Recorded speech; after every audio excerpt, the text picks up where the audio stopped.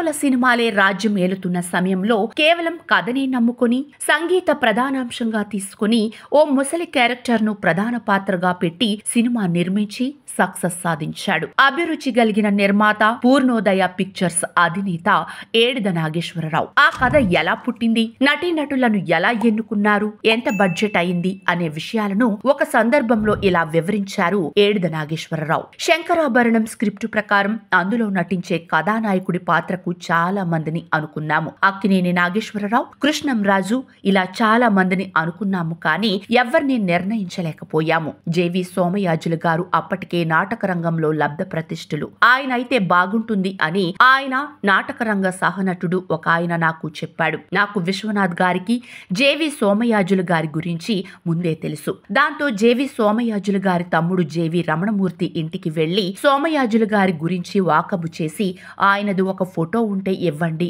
అంటే రమణమూర్తి గారు లేవు అన్నారు.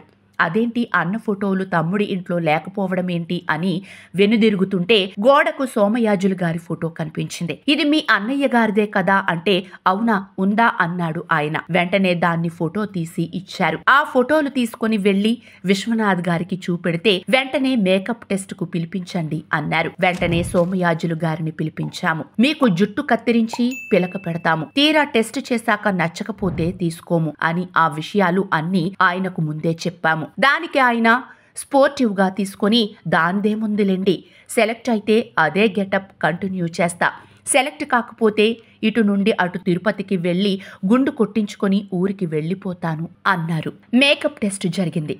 ఆయన్ను సెలెక్ట్ చేశాం. అలాగే అంతకు ముందు వ్యాంప్ గా నటించిన మంజు భార్గవిని మరొక ప్రధాన పాత్రకు ఎన్నిక చేశాము. కెమెరామ్యాన్ బాలు మహేంద్ర ఇంటి టెర్రస్ మీద సోమయాజులు, మంజు భార్గవిల మీద కొన్ని టెస్ట్ సీన్లు తీసాం. అలాగే రాజ్యలక్ష్మికి కూడా స్టిల్స్ తీసి సెలెక్ట్ చేశాం.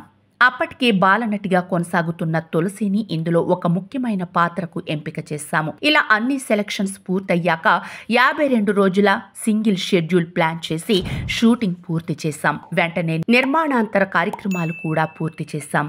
అప్పుడే ఈ సినిమాకు 11 లక్షలు అయింది. అప్పటికి సబ్జెక్టు మీద పెద్ద బడ్జెట్ అనే చెప్పుకోవచ్చు.